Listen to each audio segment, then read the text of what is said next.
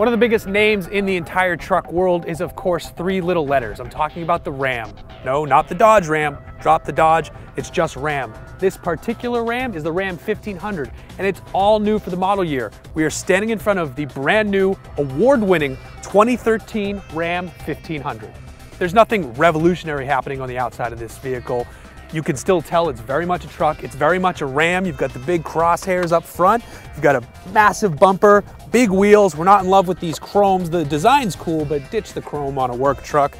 You've got big lettering so you know what's going on. Yes, you can still get it with the HEMI. It's got a nice big cab. It's easy to get in and out of. And then back here, we love these Ram boxes built into the rear fender. Push the button, open them up, and you can store some stuff. Give it a shut, and your stuff's locked away. You can lock and unlock on your keys. Now, the one problem with this, it eats up a lot of space in the bed. It cuts in about to where the fenders go, or even a little further, so you're losing a little bit of bed space. But we gotta say, the functionality of these exterior Ram boxes, that's pretty sweet.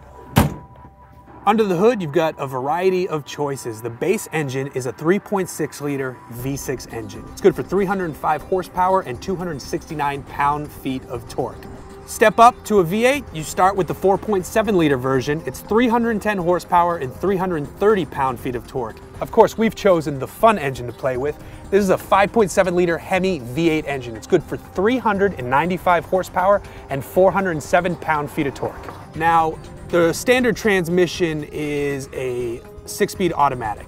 However, with that 3.6 liter V6, you can get an 8-speed automatic, and it's also available as an optional extra on the 5.7 liter as well. Since we're talking trucks, you're gonna wanna know what's going on in the bed back here, and the answer to that question is a lot. Let's take a look.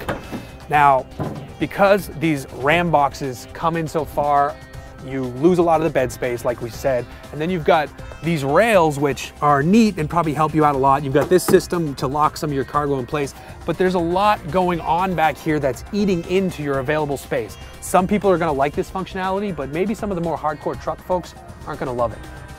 One of the neat features of the 2013 Ram 1500 is the ability to raise and lower the car. Now, this has a few benefits. You can lift the car up into off-road settings for greater ground clearance, or you can put it down on the ground for greater on-road handling when you're on the highway, or just for easier ingress and egress of the vehicle. Let's test this system out. As full-size pickups mature over the years, one of the areas they've really come a long way is in regards to the interior. This is practically luxury car niceness going on in here.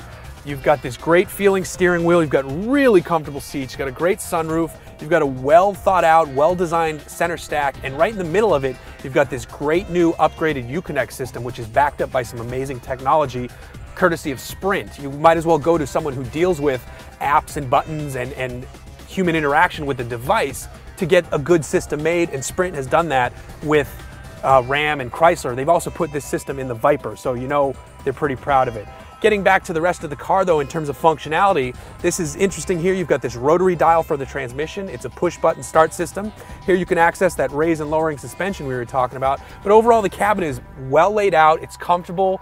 You could enjoy a nice long drive in this thing. And we're talking about a full-size pickup truck that is ready for the long haul. As nice as the interior is, we also love what it's like to actually drive this thing. Yes, it still feels like a truck, but the engine has a refined smoothness to it that we really love, and we got to give credit to that 8-speed automatic transmission, which helps lend that level of smoothness and just great shifting feel. So it gives you the truck drive experience that you want, but you're getting a car that's easy to handle for anyone to just jump in the seat and get the job done, and that's really important to any Ram buyer. All this fun doesn't come cheap.